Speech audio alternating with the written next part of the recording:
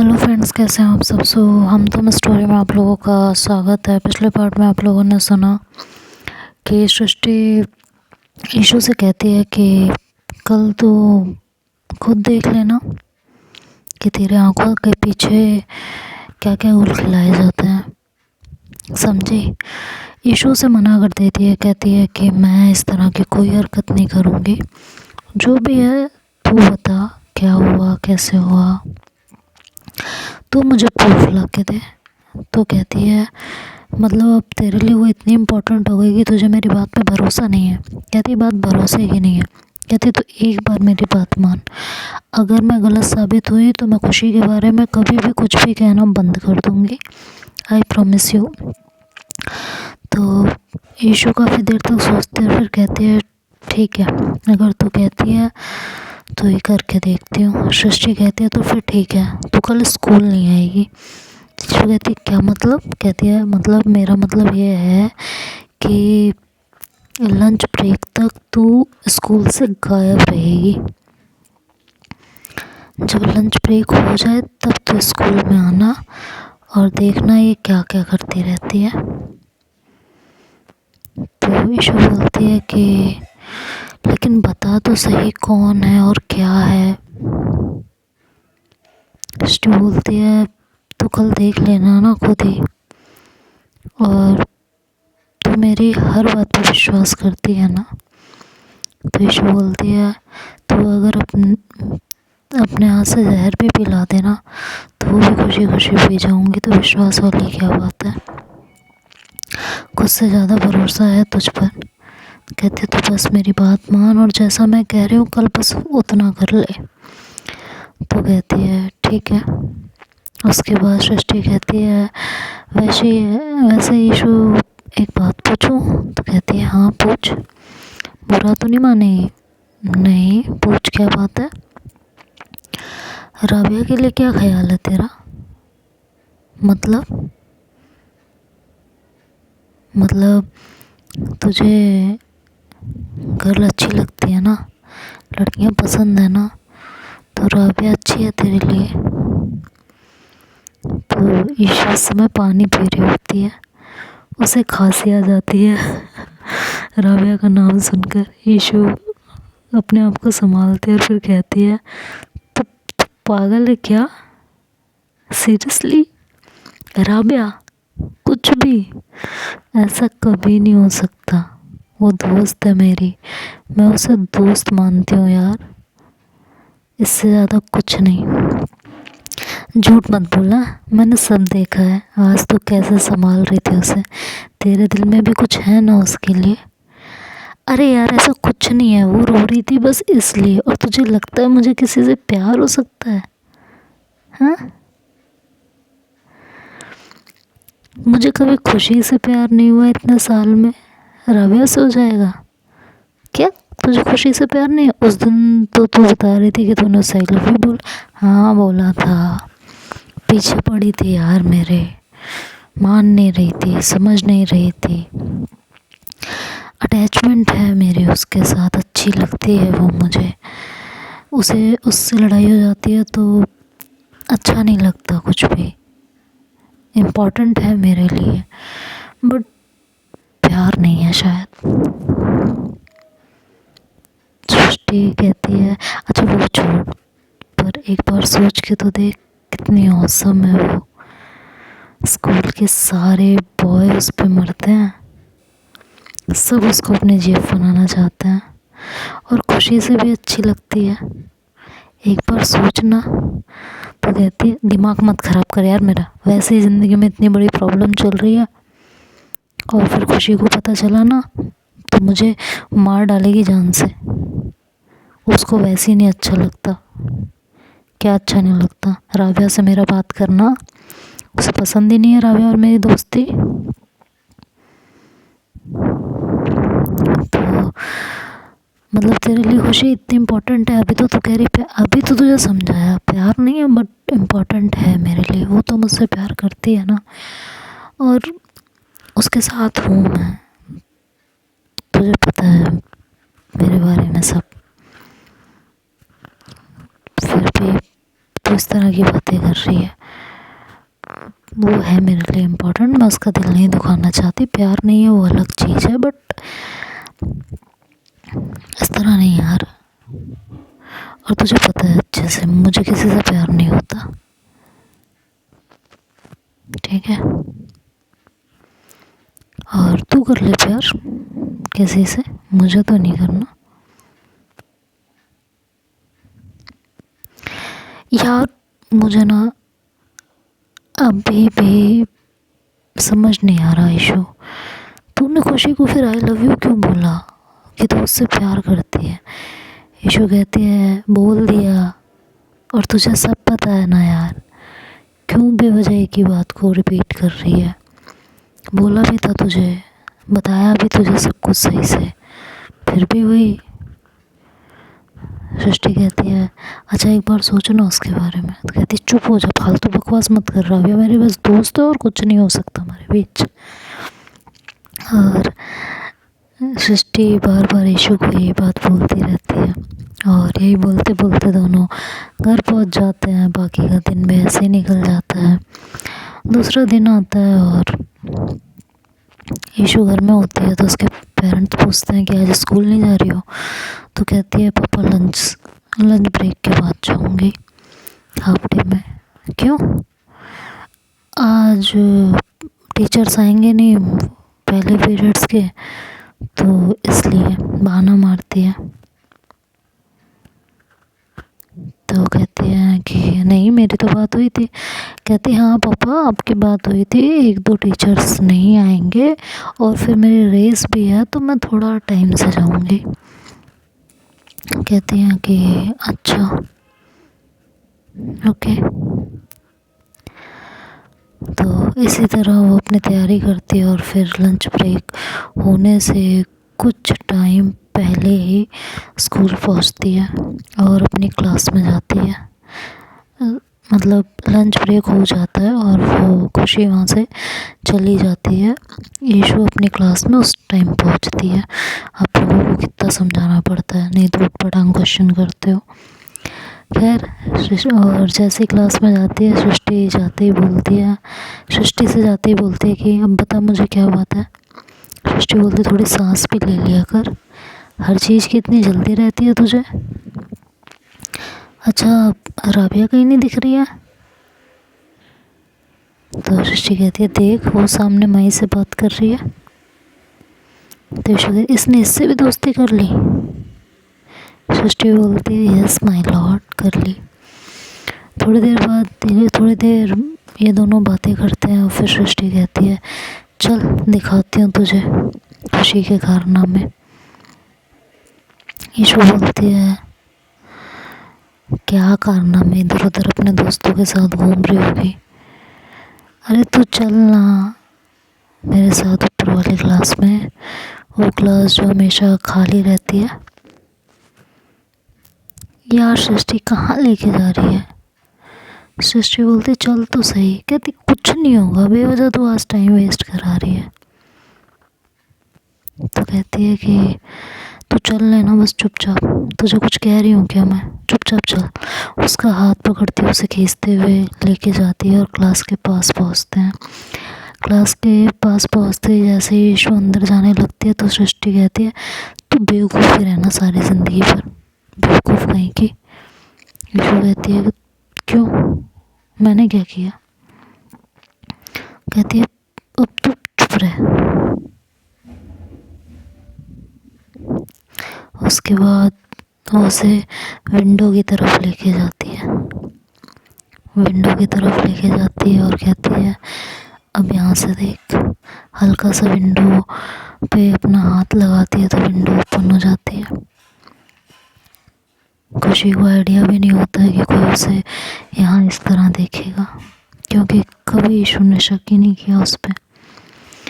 Issue जैसे ही अंदर देखती है तो उसकी आंखें फटी की फटी रह जाती हैं।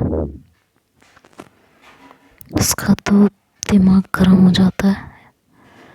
वो देखती है कि खुशी किसी के साथ इंटीमेट हो रही होती है और वो अपने काबू में ही नहीं रहती।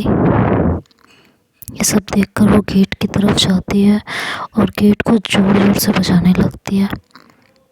सृष्टि कहती क्या कर रही है यार, चल यहाँ से। वो बोलती नहीं, आज ही सब खत्म होगा।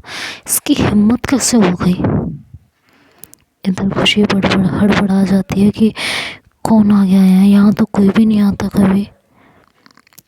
तो दूसरा पर्सन कहता है कि टेंशन मत लो, शायद कोई होगा। खुशी कहती है नहीं यार, यहाँ कभी कोई नहीं आता।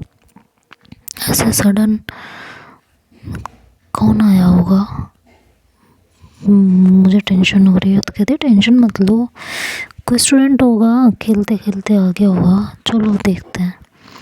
खुशी आती है और जैसे ही वो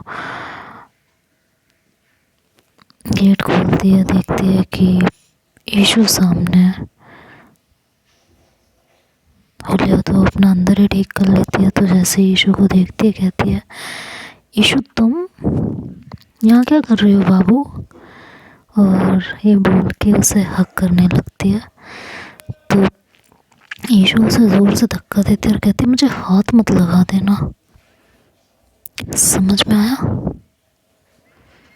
तो खुशी कहती है क्या हो गया, हम मूड क्यों ऑफ है मेरी जान का। क्योंकि फिर आगे बढ़ के उसे हक करने की कोशिश करती है, बट इस बार यीशु उसे पीछे धक्का देकर गाल पे खींच के तमाचा मारती है। कहती है ये प्यार है तुम्हारा, हाँ। और फिर एक थप्पड़ और मारती है। इस प्यार के गाते गाती थी तुम मेरे सामने। इतने में वो लड़की बीच में आ जाती है और कहती है तुम्हारी हिम्मत कैसे हुई मेरी जीभ को हाथ लगाने की, मेरी गर्लफ्रेंड को कैसे हाथ लगाया। और ये कह के वो यीशु को थप्पड़ रखने वाली होती है। तो भी सृष्टि बीच में आकर कहती है हिम्मत भी मत करना, यीशु को हाथ भी मत लगा देना, पीछे पीछे हो जा पीछे। यीशु कहती है उस लड़की से कि तुम तो मुझे जानती थी, फिर भी ये सब।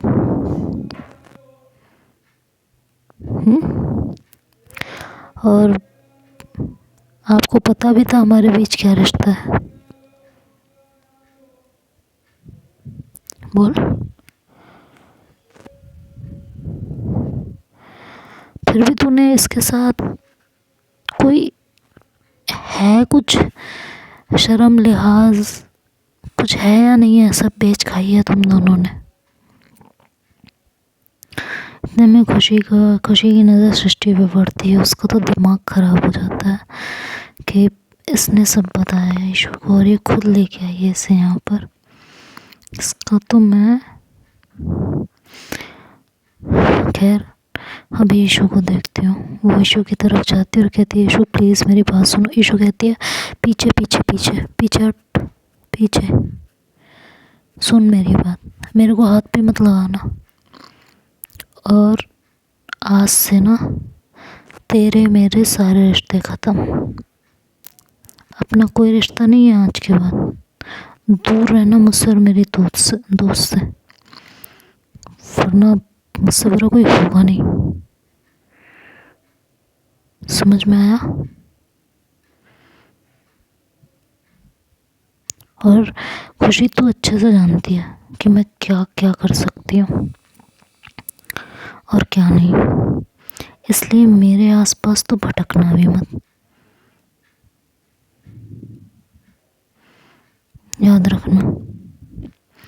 और तुम जो दूसरी लड़की होती है जिसके साथ खुशी इंटीमेट हो रही होती है उससे कहती है और तुम, ये किसी एक की हो ही नहीं सकती। जब ये मेरी नहीं हुई ना तो ये तेरी भी कभी नहीं होगी। और तेरी हो ना हो तुझे तो कोई फ़र्क ही नहीं पड़ेगा, है ना, क्योंकि तुझे तो मेरे और खुशी के बारे में सब पता था ऑलरेडी। लेकिन तूने फिर भी ये सब कांड किए, शर्म नहीं आई ना। हाँ बोल, शर्म नहीं आई तुझे जरा सी भी। खैर तू क्या बोलेगी, तू भी है तो इसी की जैसी ना। अब तुम दोनों ना कान कौन खोल के सुन लो मेरी बात। मेरे आसपास भी तुम दोनों में से कोई भटका ना, तुम दोनों की जिंदगी ना जहन्नुम बना दूंगी मैं। और ये बोलकर सृष्टि का हाथ पकड़कर उसे उस रूम से बाहर ले आती है। यीशु परेशान होती है, उसने अभी तक खुद को समेट रखा होता है, उसका दिमाग खराब हो रहा होता है। उसे इस तरह देख सृष्टि यीशु का हाथ पकड़ती है, उसे टेरेस पर लेके जाती है और उसे कहती है परेशान मत हो। कहती है कैसे परेशान नहीं हूँ यार, ये मुझे राबिया को लेके बेवजह सुनाती थी, बेवजह मुझसे लड़ती थी, प्यार होने का इतना दिखावा करती थी कि अगर मैं मेरे ख्याल में कभी कोई और आता भी था तो मुझे गिल्ट होता था कि खुशी मुझसे प्यार करती है और मैं उसके साथ ये सब, और इसने मेरे साथ ये सब। तुझे बोला था ना प्यार नहीं है मुझे, लेकिन इम्पोर्टेंट है वो मेरे लिए, अटैचमेंट था मुझे उससे, तकलीफ हो रही है उसकी इस हरकत से, क्या करूँ मैं। तुझे अच्छे से पता है मेरे पहले भी और लड़कियों से सब कुछ रहा है, बट जब से खुशी मेरी ज़िंदगी में आई सिर्फ खुशी थी और कोई नहीं था।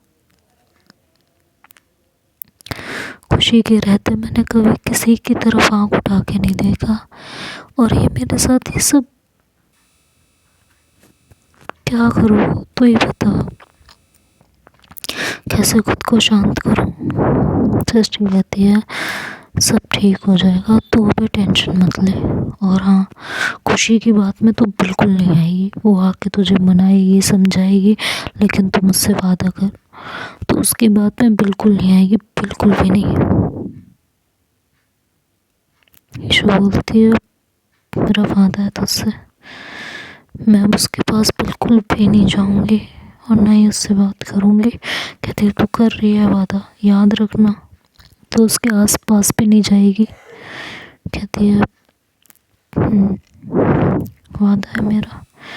थोड़ी देर वो उसे हक करती है, उसकी आंखों से आंसुओं को पोंछती है और फिर कहती है नीचे चले आप। यीशु सृष्टि की तरफ सर हिला के इशारा करती है और खुद को संभालती है।